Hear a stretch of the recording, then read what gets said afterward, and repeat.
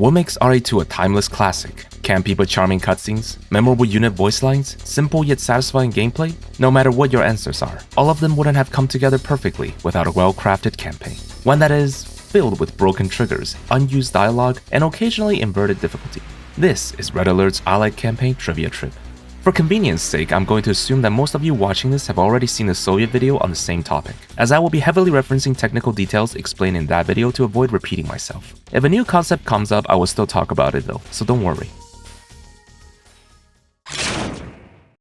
The opening mission is always the most important one in an RTS campaign. It's the player's first introduction to the game after all, so it's natural for them to be jam-packed with subtle optimizations everywhere and polished to its very best. This begins as soon as you make your first move on Lone Guardian, with Tanya receiving both HP and speed buffs, as well as having her C4 weapon's rate of fire halved to quicken the destruction of the Soviet dreadnoughts. Some players, like me, might ignore the dreadnoughts at first and instead go after the conscripts charging at the GIs. Even if you don't intervene, however, the best these conscripts can do is take down one veteran GI. 10 for 1? Surely the gap between the two isn't that wide even with veterancy considered, right? Of course, the reason they perform so badly here is because the conscript's weapon damage received a colossal nerf of 33%. If only the ones storming the Pentagon were here instead. A particularly observant player might notice here that the Dreadnought missiles seemingly don't damage the statue at all. This is because the weapon warhead's versus values were changed. Versus is a flag that contains a list of 11 values separated by commas, each applying a percentage modification to a weapon's damage based on the armor type of the victim. Infantry, units, and buildings each have 3 values reserved in this list for their respective armor types, and the last 2 are used for special armor types 1 and 2. The Statue of Liberty's armor type is changed to Special 1 in this mission, which corresponds to the second to last value in the versus list. With a base damage of 300 per missile, the Dreadnought is effectively doing 6 damage per hit to the Statue of Liberty, whose HP, by the way, is modified to 10,000 in this mission. Even with the statue starting at just 51% of its max hit points, it'll still take an excruciatingly long time for the Dreadnoughts to take down the landmark. A marvel of engineering she truly is to be able to withstand this much firepower. Until a V3 rocket with 50,000% damage mod comes along, of course. But the only way to trigger this attack is to ascend the ramp, which would have sprung another trigger to disable the destruction of the statue as a failure condition anyway.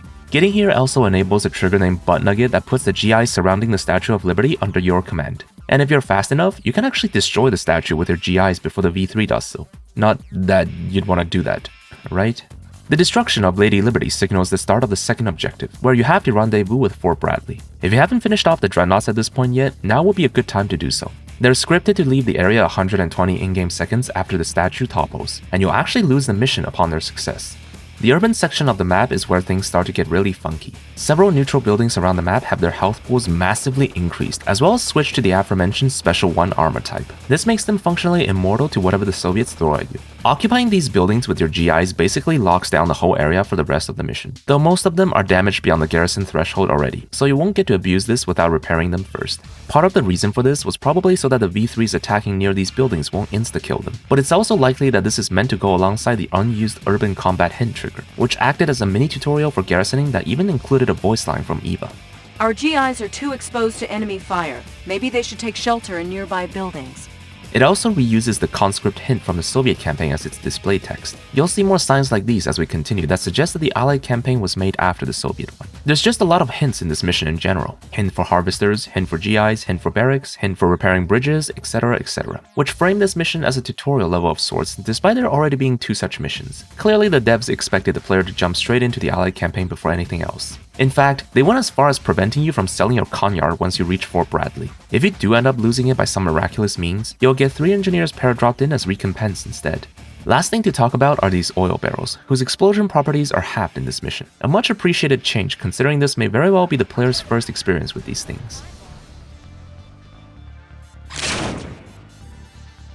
Eagle Dawn is a mission that was probably made really early in development. On top of using standard houses, it also contains some leftovers from Tiberian Sun. That and it's just a really empty map. Despite being more than twice the size of the first map, the only areas of major importance are the Air Force Academy base you have to retake and the Soviet base you have to destroy. Let's talk about the former first. The initial objective is to retake the Colorado Air Force Academy, which is under control of the Knot House. The entrances are protected by sentry guns and flak cannons, and the idea is to let Tanya swim across the pond first to demolish the flak cannons, after which the flying boys can swoop in to finish off the sentries. But did you know you can actually brute force the flak cannons with your initial Rocketeers if you really wanted to? There's a trigger that grants you a second wave of Rocketeers once 4 of them are dead from the first wave. Not only that, but the flak cannon's weapon warhead has a reduced versus value versus the Rocketeer's non-armor type. These two combined are enough for the Rockies to edge out against the AA guns. Once they're destroyed, a team of 6 engineers will be paradropped in to help you retake the production buildings, as well as the mission-critical Academy Chapel. The trigger responsible for this objective uses the event condition entered by, as established in the Weathered Alliance section of the Soviet video. This event condition can be fulfilled by both engineers and those with C4 attack logic.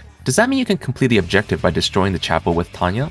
Well, actually no. This edge case is covered by the developer with one simple trick, turning Tanya German.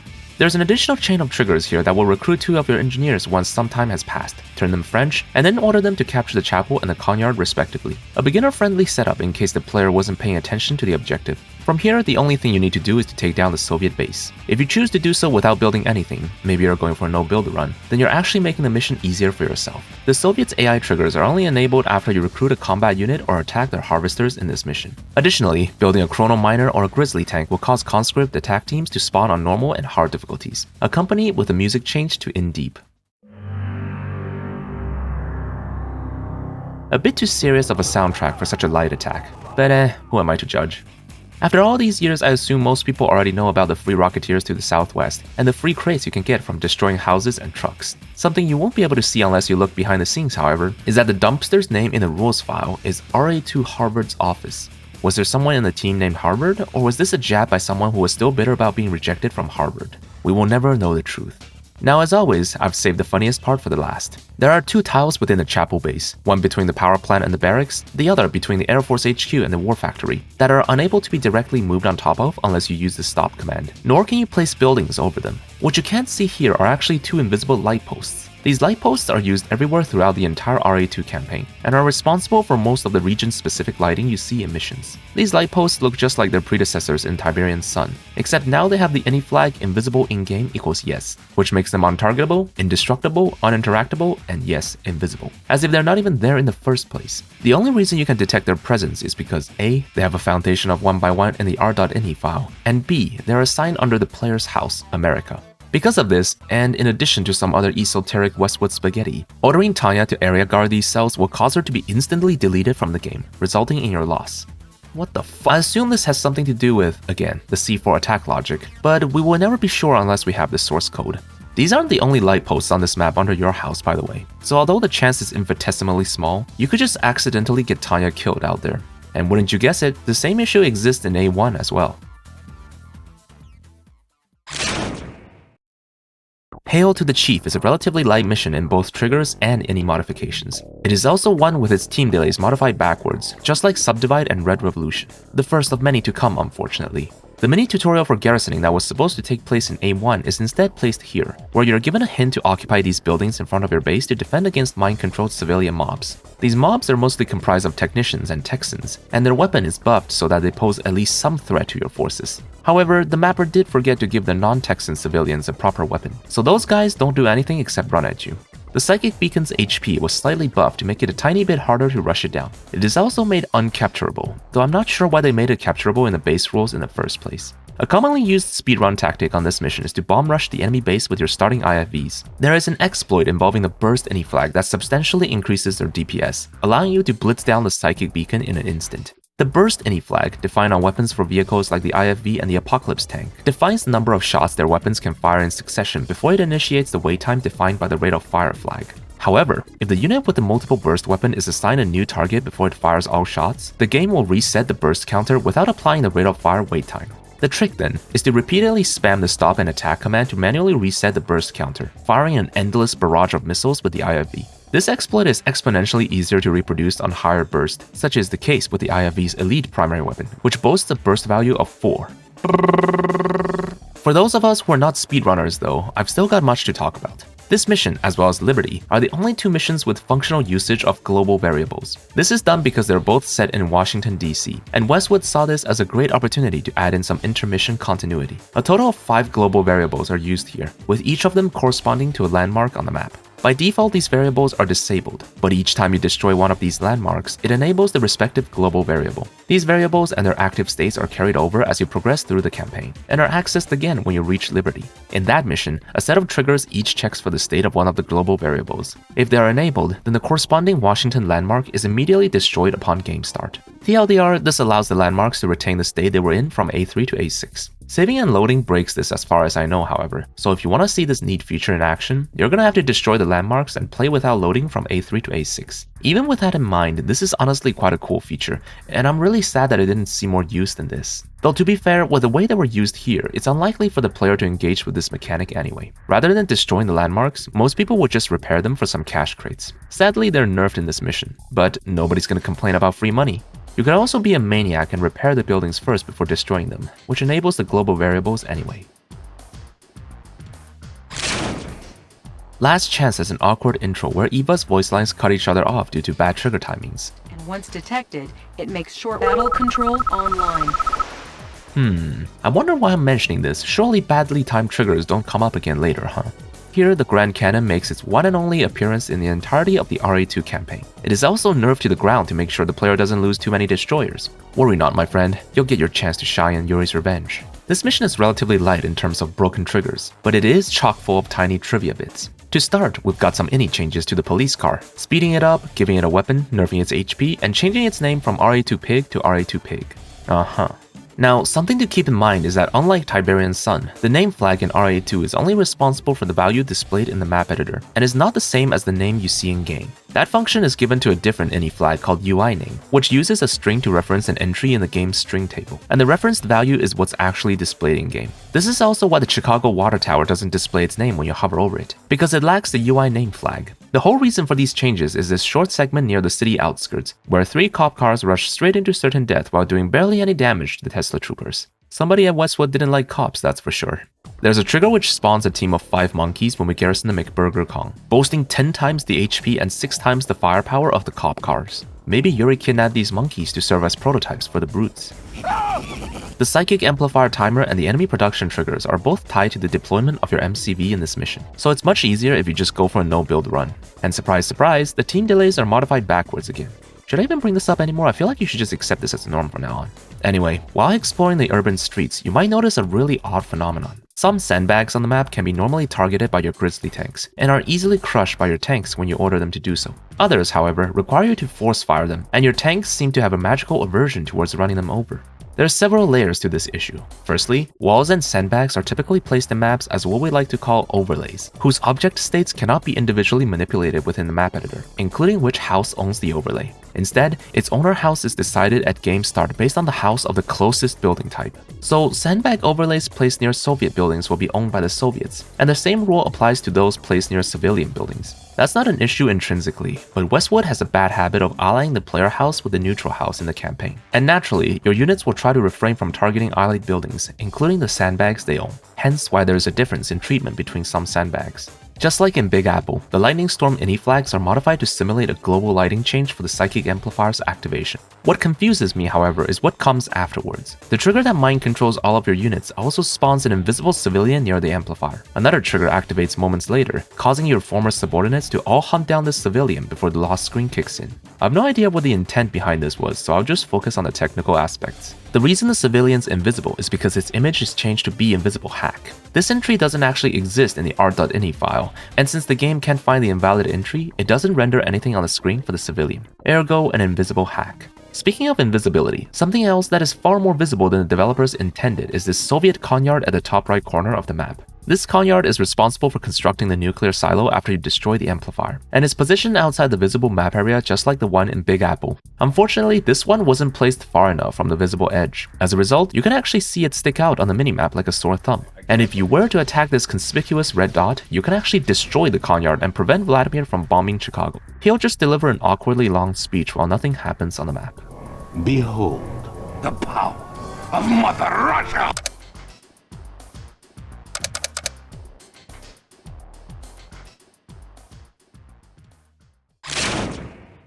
Something that I feel is underappreciated in RA2's campaign are these ambient sound effects. Terrain tiles don't generate sound effects by themselves. They're all added in through triggers in the map editor. That goes even for skirmish maps as well. It's hard to notice when you're constantly ordering your units around and listening to their voice lines, but when things quiet down and you hear the wind breezing past, it just adds so much more to an immersive experience.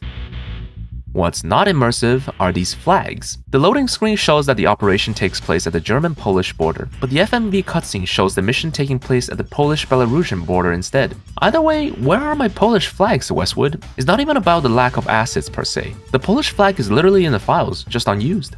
Onto the mission itself. Dark Knight is a bona fide infiltration level, and we can't infiltrate without spies. A team of 3 spies are given to you at the start of the mission, and there's a trigger loop in place to continuously send you more whenever you lose all of your current ones. Each time this happens, Tanya will have a few words to say about it, becoming increasingly agitated with each successive entry. In total, there are 3 Tanya voice lines that can be triggered, after which it loops back to the first one. There's actually a 4th unused voice line in the files, which would have served as a peak point of Tanya's increasing frustration with your exceptional command abilities. Crutch on a shingle sucking son of a. Oh, sorry, sir, but we need some more spies. Spies and Tanya's aside, another staple of covert ops are the nonsensical oil barrels scattered everywhere. They are used quite a lot in this mission, and several indirect buffs and quality of life changes were made to ensure they achieve their intended results 100% of the time, without the need to place so many barrels to the point that it starts to look goofy. In terms of direct changes, we have the barrel HP reduced to 1 so that even Tanya's pistols can one-shot them. Their explosion radius was also nerfed again to reduce accidental friendly fire, especially when you're trying to release POWs. In terms of indirect changes, we have the Soviet wall, which received a massive nerf to guarantee their spontaneous combustion at the slightest contact. The Tesla coil was also heavily nerfed for the same reason, as well as to reduce its lethality against Tanya, even with her buffs in effect. There's a civilian building that has a full set of redefined any flags in this mission. Most of the entries are basically the same as they are in the base rules, except for max number occupants. You see these kinds of redundant overrides mixed in with non-redundant ones all throughout the campaign, possibly meant to serve as safety measures just like the harvester and ore changes. I'll be referring to these redundant overrides as anchored values from now on to shorten their introduction. Anyway, the occupancy change leads me to believe that it was originally placed in the Soviet bases as administrative buildings, possibly even to replace the Soviet palace, but that was eventually scrapped. If you ever bothered to examine the power situation in each of the Soviet bases, you'd realize that the math doesn't quite add up. The number of Tesla reactors in each base is nowhere near enough to provide sufficient power for said bases, yet powered they are. That's because there's actually 3 nuclear reactors hidden outside the map edge, 1 for each of the 3 enemy houses. These reactors are what's truly powering the bases, and whenever you destroy or capture all of the Tesla reactors in a base, a corresponding trigger detects this and changes the nuclear reactor to the neutral house to simulate the total loss of power. You might wonder why not just increase the power output of the Tesla reactors instead. Well, you have to account for the possibility of players capturing these reactors, which you can do once you rescue the engineers from the crash site. These little guys are the source of this mission's sandbox freedom. With them, you can now capture as many enemy buildings as you want, build as many units as you'd like, and even capture one of the nuke silos to fire the missile at the other one. The appearance of engineers alone bumps this mission way up in my personal ranking of the RA2 missions. It's just good design to give the player tools to pick their own approach to the mission. Not everything is peachy though. If you ever try to infiltrate a war factory or barracks to get its veterancy bonus, or the ore refinery for its cash in this mission, you'll realize your infiltrations beyond the main objective don't do anything at all. That's because the spies belong to their own house separate from the players, so you don't get any bonuses at all for using them the conventional way. Unlucky. Tim Campbell's ACC Easter egg makes its first appearance in this mission, which you can find near the top left corner of the map, though this one for some reason doesn't give us a text message when we move near it. It is while investigating Liberty that I realized that the Allied video is going to be much longer compared to the Soviet one. The spaghetti just keeps piling on. Let's get the appetizers out of the way first. Team delays are backwards again. No surprise there. There's a trigger named Rubble States which destroys any objects this trigger is attached to. Judging from the name, we can infer that this trigger was used to demolish neutral buildings to create rubble on the floor. But the same thing could be accomplished much easier by just setting the HP of these buildings to 0 in the map editor. The mapper likely realized this later as that's exactly what he did, and the Rubble States trigger isn't used at all in the final release. Similarly left out are these bridge-related triggers, suggesting that the bridges on the map were meant to be destroyable and repairable at some point. The 5 global variables used in A3 make their triumphant return in this mission. Actually, just 4 of them, as the map in A6 is shifted to the left compared to A3, so the Smithsonian Museum isn't included anymore. If you actually put A3 and A6 side by side, you'll see that it isn't a 1-to-1 match on the overlapping sections anyway. As was discussed in A3, the destruction of Washington landmarks enables their corresponding global variables in that mission. And in A6, a set of triggers checks for the variable states to see if they should be blown up at game initialization. If they aren't, then you're able to repair them again to get some money crates. But it's not really worth the hassle in my opinion. The trigger spawn money crates are nerfed to just 2,000 credits in this mission. The defense of the Pentagon is the player's first objective in this mission. The associated loss trigger is activated upon the destruction of all buildings attached with it. That includes the Pentagon itself, of course, but also every single allied building nearby.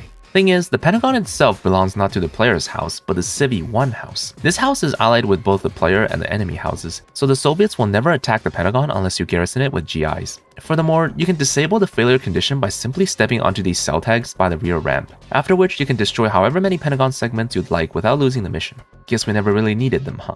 Onto the main course now. There's a sequence of triggers that create teams to garrison buildings around the map. The first of which, BG1 Garrisoner 1, activates once you cross the top left bridge, at which point it enables the subsequent garrison triggers, and sends a team of conscripts to occupy this bunker near the Washington Monument. These triggers are additionally dependent on several local variables that tell them whether the buildings they want to garrison are still alive. These local variables are enabled by a different set of triggers which seem to be strangely named at first. Allow me to explain. The naming convention uses a base 26 system with the English alphabet as digits, starting at A equals 0. We can then calculate the corresponding waypoint number with the following formula. BN, for example, would be 65, and if we check the building associated with a trigger named BN still kicking, we can see that it's indeed located at waypoint 65. The same is true for all the other garrison triggers. So far everything makes sense, but one thing that caught my eye while I examined these triggers is this one. BP still kicking. See, whereas the event condition for other garrison triggers each check for the existence of their respective buildings, BP still kicking checks for the existence of a drive-in movie concession stand. Mind you, there isn't a single such building placed on the map, which means BP still kicking should automatically activate on game initialization, which should disable the spawning of the team type that garrisons the bunker. Yet if you checked in-game by crossing the top left bridge, a conscript team will still occupy the bunker for some reason. That means BP still kicking never successfully fired. Something's wrong with its event condition, and I was determined to get to the bottom of this. What ensued after this discovery was an excruciating period of trial and error. I don't think I can condense the whole journey into an easily understandable version even if I wanted to, so I'll spare you the rambling. TLDR, when you want to define a building in RA2, in addition to its own ini section, you also need to add the entry name to a list in the rules file called building types, which contains the list of all building entries in the game. You'll notice some entries are commented out in this list, and some numbers are straight up skipped. That's okay though, because the entries are automatically reindexed from 0 in the map editor by the order in which they were defined. That's why, despite having the entry number 297, the RA2 drive-in movie concession stand actually has the entry value 294 in the map editor. Regardless, everything should work properly as long as you don't use duplicate indices or duplicate entry names. Yeah, guess which part Westwood messed up. The Psychic Amplifier's entry name, NAPSYA, shows up in the building types list at both 185 and 241. This doesn't break anything in-game by itself, as the last defined entry will always override previously defined ones. Functionally, this means the entry at 185 is considered void, or in other words, treated as the same building as the one at 241. But that's not the case in the map editor, which doesn't check whether the entries are valid, but only reindexes them for display purposes. This is the culprit behind the event condition mismatch. When you use any of the buildings defined including and after the second psychic amplifier in the buildings list, aka number 241, you're instead checking for the existence of the building defined one number after. So, while BP Still Kicking says it checks for the existence of RA2 drive-in movie concession stand in the map editor, it is in actuality checking for the existence of C8 Bunk 01. aka Concrete Bunker. Now all of a sudden this whole thing makes a lot more sense. The trigger responsible for sending the garrison team was checking whether the garrisonable structure itself was still alive, just like all the other garrison triggers. While I am incredibly happy that this riddle was solved, the first thing that came to my mind immediately afterwards is that whoever was scripting A6 had found out about this building type mismatch, which explains how they put in the correct building in the event condition. But instead of fixing this problem or just asking the other devs like, hey, we should probably look into what's causing this issue, they just left it be. In fact, this exact same error is found in Yuri's Revenge as well. Now, I'll give Westwood the benefit of the doubt that perhaps their in-house map editor worked differently and therefore did not have this issue. But for those of us who are using Final Alert 2 to script their own maps, this is something you should definitely be aware of. There's a strong possibility that several missions in the latter half of the Allied campaign are scripted by the same person. All of them share similar naming conventions for their triggers and houses, and each of these maps would always include either a house named Elania, Or like it is in the case of Deep Sea, a house named Balabos. I wasn't able to find any meaning for the name Elania, but Balabos appears to be an Yiddish word derived from Hebrew meaning Lord of the House. Ironically, Balabos doesn't own any buildings on this map. Despite having its parent country defined as American in the map file, the player doesn't get access to the American paradrop support power in this mission. That's because the American Air Force HQ has its paradrop superweapon removed in this mission. The same any change isn't observed in A2 because the one you own in that mission is the generic Allied variant. These two buildings are made mutually exclusive with each other through the Forbidden House and Required House INI flags, and are functionally the exact same except for the superweapon flag. That and the generic Allied variant doesn't create smoke clouds when it is damaged. The mapper takes another jab at cops in this mission by anchoring its name to RA2 Pig, and placing it sneakily beside, you guessed it, the McBurger Kong. Missions typically have a trigger responsible for periodically reminding you of the current objective, but the devs said screw that in this mission. Restate objective is disabled on hard. If you didn't catch it the first time, well, too bad. A famously abused exploit in this mission is that you can bomb rush this sentry gun before the Soviets manage to deploy their MCV, winning you the mission. This is because the win trigger is enabled right at game initialization, and its only event condition is that all buildings owned by Bad Guy 1, aka Red, are destroyed. It would have been much better to enable this trigger after the Soviet MCV is deployed. Free Gateway is pretty middle of the road in terms of map size, which is strange because it felt massive when I first played as a kid. Maybe it's because I always chose to go on the map-spanning bridge leading directly to the Psychic Beacon. That felt like a really long walk. Just like in Deep Sea, the win trigger for this mission is enabled on game initialization, so if you manage to destroy all Soviet buildings before the beacon activates, you can just win. And it's pretty easy to do that because the AI triggers don't begin until you deploy your MCV. On top of that, the Tesla coil's range is nerfed, and you start with elite GIs which can comfortably outrange them. Your entire starting task force is elite because they're all part of the same team type, and a team type's veterancy level is specified as a whole. This is also why your starting engineers are elite. Unfortunately, this is functionally meaningless as the engineers don't have any veteran abilities nor elite abilities defined in the rules. Once paradropped, your starting task force is then split into 3 different houses, and I've changed the colors here to help you visualize them. This is done to set up the gradual mind control effects later as the timer nears its end, with the engineer team falling under mind control at the 5-minute 30 mark, and GIs at the 2-minute 30 mark. This is accomplished by simply using the all change house trigger action on the engineer and GI houses, converting them to the evil house. Personally, I don't know why Westwood didn't just keep everyone in the player house and use the create team trigger action to grab the individual units as needed. Nevertheless, to account for the possibility of players using these engineers to capture buildings, the mapper included a ton of triggers that each check for a capturable building on the map, and would give them to the player's house as soon as they captured it. There's even a similar trigger for Tesla coils, which is strange because defenses aren't normally capturable, so this was likely left over from an earlier stage. Given that you start with exactly 2 engineers though, the likely intent by the mapper was to let you capture the damaged allied buildings near the bottom edge of the map. Doing this on easy and medium difficulty will also grant a one-time extension of 600 in-game seconds to the mission timer, which is quite sweet. The Soviet buildings near the Psychic Beacon are all base noted, so they were likely planned to be rebuilt in an earlier version. A good change in my opinion, as you wouldn't want a Tesla coil springing out of nowhere as you're about to approach the beacon. The beacon itself has a small oversight where it's only sold if captured by your starting engineers. If you capture the beacon with an engineer produced from a barracks, you get to keep it for the rest of the mission, and is also awarded with a broken money crate sound effect that never stops playing. Ready! This leaves the player in a weird situation where they have this mass mind control device that doesn't actually do anything to the Soviets. You could always choose to manually sell it for some extra cash, of course. The Psychic Beacon's cost is 6-tupled in this mission, so you'd get more than you usually would as well.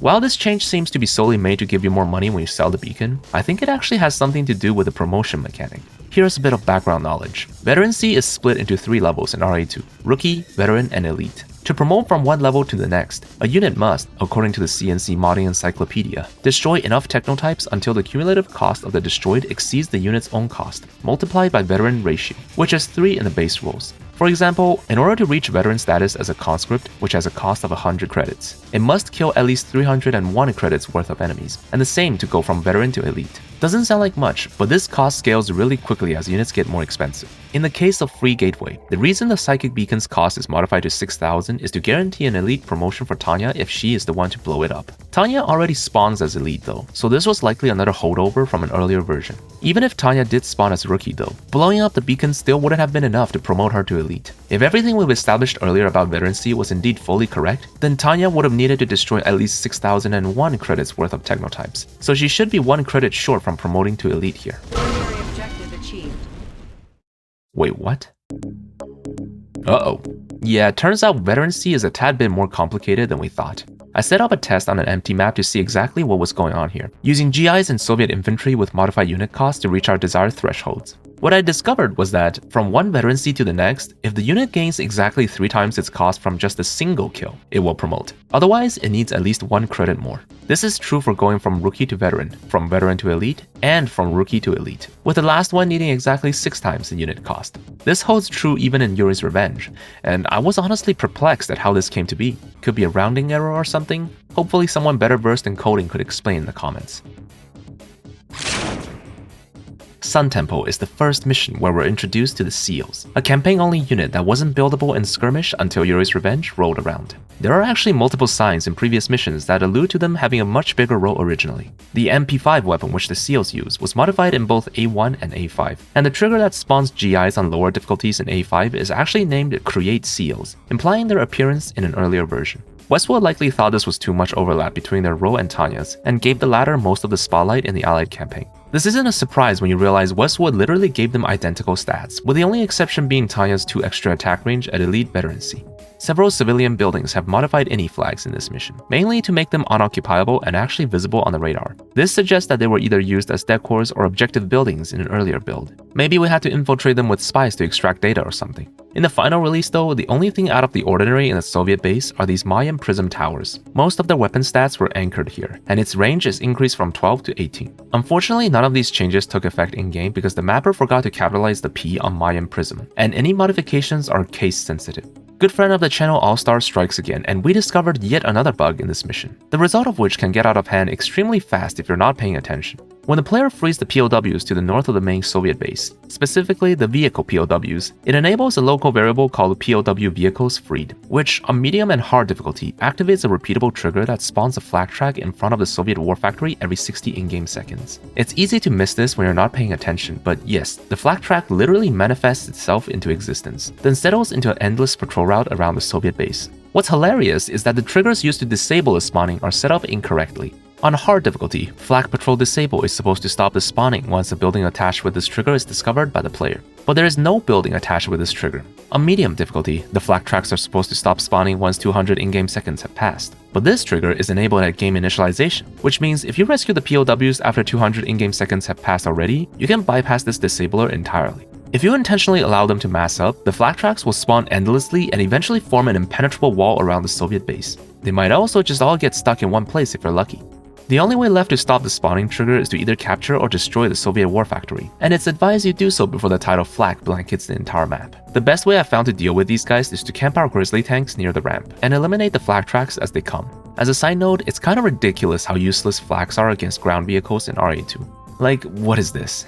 Aside from activating the flak track spawns, freeing the POWs also grants you a team of engineers aboard a Nighthawk. These engineers belong not to the player's house, but the hack house instead. We learn from the bug in Weathered Alliance that the C4 attack logic fulfills the entered by event condition, and we're given seals in this mission. So with that knowledge in mind, when you see seals and engineers separated into different houses, the natural assumption is that the mapper wants to create separate outcomes for capture versus destroy on some key objectives. Yet I looked over all the triggers in this mission and couldn't find any building that led to a non-standard outcome when you captured it, all save for an edge case with the Mayan prism pyramids. These modified prism towers require 100 power each to work in this mission, and while the player house may not own any power plants to power them with, the hack house actually has 2 power plants hidden off map. In the hypothetical scenario where the player is low on power, and they capture the prism pyramids with the engineers from the hack house, the pyramids will be able to fire for a whopping 2 in-game seconds before they're converted to the player house, at which point you'll have to secure more power to get them running again. That's literally it. Now keep in mind that just like Free Gateway and the Fox and the Hound, the mapper has to create triggers that check for every building captured by non-player player-controlled engineers and change them to the player house. So whoever worked on this map created 30 plus extra triggers and added an extra house just to make 2 in-game seconds of difference in this hypothetical edge case? I find that hard to believe, honestly. It's much more likely that the mapper originally planned for something bigger with the hack house, and when those ideas were scrapped later in development, they found it easier to simply leave the already implemented and working triggers the way they were.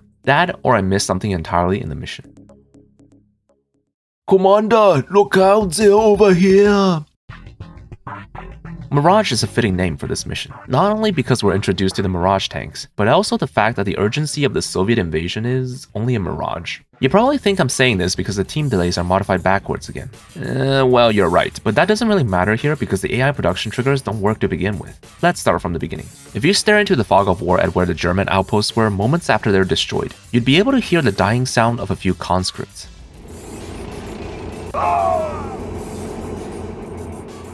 Looking into the map editor will show you that there are 3 conscripts hidden at the edges of the map. The win trigger in this mission is the destruction of all enemy technotypes. Since this trigger is enabled at game initialization, these conscripts are placed off map to make sure the player doesn't instantly win the mission. Later on, one of 2 sets of triggers will spring to kill these conscripts. The first set of triggers eliminates the conscripts 12 in-game seconds after the deployment of each MCV. The second set acts like a failsafe by eliminating the conscripts 240 in-game seconds after the game start. Notably, only the former includes additional trigger actions to activate the Soviet AI triggers. The root of the problem lies in the fact that these 2 sets of kill triggers are linked with each other. Trigger linking is an intermediate mapping mechanic that is most often used to attach separate triggers to the same technotype. To keep this video entertaining and not devolve into a mapping tutorial, we'll cut down on the technical stuff. All you need to know for this instance is that when one trigger in the link fires, the others are disabled. Because there's a substantial amount of time before the Soviet invasion starts, the failsafe triggers would almost always fire before the MCVs are deployed, meaning that the other triggers in each link, the ones that actually activate the AI production, are prevented from ever firing.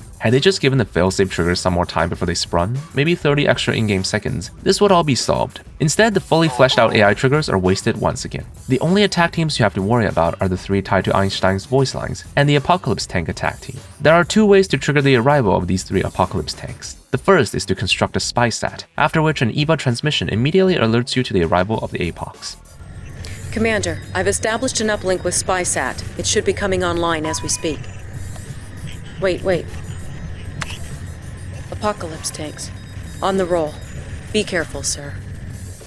The other way is to simply wait for 900 in-game seconds. This second method obviously can't reuse the EVA transmission due to the absence of the SpySat, and a separate EVA voice line was prepared instead. Unfortunately, the trigger responsible for the voice line is connected incorrectly, so you'll never hear the following in the campaign. The most powerful Soviet tank ever built. The Apocalypse is a small army all by itself and is equipped to handle both ground and air threats. There are 2 mission-critical structures we must defend, the first of which is the Chronosphere. Since it's still unfinished at this point of the story, we don't want the Chronosphere to play its active animations. Therefore, the Chronosphere's superweapon recharge time is increased to 120 in-game minutes, and its bottom right timer is turned off. Now you might be wondering, why not just do what they did to the American Air Force HQ in Deep Sea, and set the superweapon flag on the Chronosphere to none? The answer has to do with how the Chronosphere's art.ini flags are set up. Art.ini is a separate ini file that dictates how buildings should look in-game. A crucial distinction between rules.ini and art.ini is that the latter isn't modifiable per mission, so you'll have to work around the existing ini flags for any art changes. Unlike most buildings which have their active animations listed using the active anims flags, the Chronosphere does so through the supra anims flags, allowing its animations to be tied to the charge state of its superweapon. This, however, also means that if we remove the superweapon from the Chronosphere's code, then its active animations just disappear, hence the workaround. The other mission-critical structure is Einstein's lab, which is made unoccupiable through ini changes. You've probably garrisoned it once or twice before when you've encountered this thing in skirmish, and are probably asking, why the heck did the mapper remove that? It would have been cool to have some GIs garrison it as if they're guarding Einstein inside the building. Well, that's a good question. It actually has something to do with the occupy logic itself. Developers originally intended only for neutral buildings to be occupiable, and hard-coded it so that an occupiable building is only considered yours when occupied by your infantry. As soon as you unoccupy it, the building will automatically convert back to the neutral house. Since Einstein's lab is a critical objective in this mission, it must be made unoccupiable to stay as part of the Einstein house. Otherwise, it will immediately convert to the neutral house upon game initialization, causing a loss. Hence the ini changes. Just like how the Occupy weapon logic had to be reworked due to the introduction of initiates in Yuri's Revenge, so too did the Occupy logic itself evolve with the introduction of the Battle Bunker. This is an occupiable structure that is definitely meant to be owned by a player. So in Yuri's Revenge, the aforementioned house-changing mechanic now relies on an additional ini flag, Tech Level. Tech Level, in simple terms, is a flag used to specify the technology level necessary to construct a technotype. In both Vanilla and Yuri's Revenge, players can only construct buildings whose tech level is within the range of 0 to 10. You don't really need to remember any of that, just know that the devs made it so that occupiable buildings with a tech level of -1 will act the same as they do in vanilla, converting back to neutral once unoccupied. Otherwise, they will retain their owner house, like the battle bunker does. I'd love to talk more about this, but I think we've gone on long enough of a tangent already. There's a broken polar bear Easter egg that I tried to piece together based on what was left in the map file. From what I can deduce, the intended sequence starts with a civilian female in bikini that you can find in the top left corner of the map. When you discover or click on the civilian, 2 polar bears will appear behind her and scare her away, or be scared away by her. She then quickly runs to her car by the cottage and drives away while leaving money crates in her path. A total of 7 money crates are dropped by her, though they only amount to a total of 10,500 credits due to a money crate nerf. It's possible this was a reference to an old movie or something. If anyone knows, I would greatly appreciate you passing on the knowledge in the comments. Fallout begins with an introduction to the giant squid. To make sure it doesn't kill its prey too quickly, the cruise ship's HP is doubled.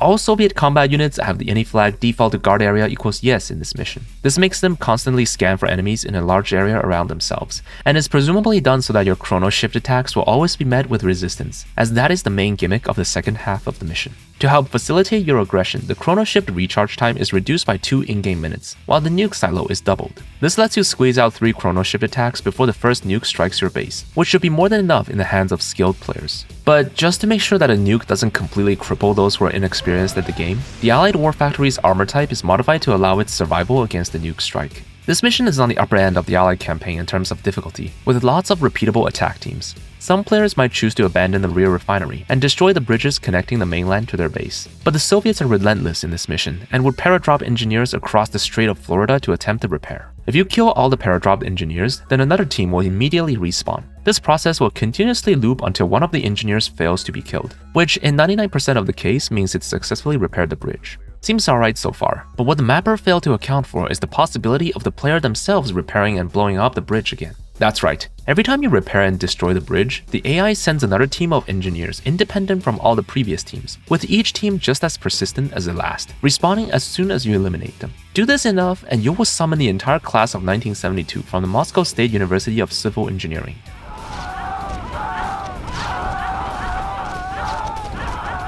It's truly astonishing just how tenacious the Soviet Union's engineers are. Despite being the finale mission of the Allied campaign, Chrono Storm doesn't really have much in terms of broken scripts and any changes. Team delays are backwards again? That's always a good start. The mission begins with a team of SEALs clearing a landing zone for our forces. Their weapon range is increased by 2 to help them outrange the Tesla coils, whose power consumption, by the way, is reduced to a measly -10. This is to make it so that you can power, ergo depower, the 15 Tesla coils at the starting zone with just a single Tesla reactor. Parachute speed is also increased significantly to make the SEALs land faster. And to make sure the oil barrels don't blow up the POWs, the explosion radius is reduced to just 1 cell. As you start building a base and exploring the map, you might stumble upon a triumphant return of the ACC Easter egg. This marks its 4th appearance in the entirety of vanilla RE2. He must have been really proud of his marriage. There is an illegal ini flag invoked in the map file called line trail color, which is used in r.ini to define the color of projectiles with use line trail equals yes. This type of projectile is typically used in AA weapons by units like the IFV and the Apocalypse tank. We've established earlier that r.ini flags cannot be modified in the map file, but rules.ini actually has an override flag for this specific property called lines trail color override, which I assume is what the mapper was trying to invoke. If we apply the same RGB values properly to the override flag, we can see that the IFV missiles now adopt a much darker color, which greatly helps it stand out against the white snow in the background. That, I think, was the mapper's original intent. There's reason to believe that Chrono Storm was heavily nerfed during the development process. There are several AI triggers and team types that reference BG2, aka the Bad Guy 2 house, in their names, but this house ended up only being used for the starting area. The Prima strategy guide also mentions an orange base to the west, despite them all being in red in the release version. It's likely that these Soviet bases were split into multiple enemy houses at first, and the AI triggers were made to accommodate that accordingly. Imagine the current AI production levels in A12 but doubled or even tripled. Now that would have been much harder to deal with. Keep in mind this is also the only base building allied mission that enables global AI triggers, which means the enemy AI will also use skirmish team types against you. Just another thing I wish the devs left in for the hard difficulty at least. There is an unused line of dialogue that has Eva introduce the Kirov to us. Seeing as how this is the only mission where you face against the big pickles, it would have been nice to hear it during the mission. The most powerful air unit ever created, the Kirov can take a beating and drop an almost unlimited number of heavy iron bombs.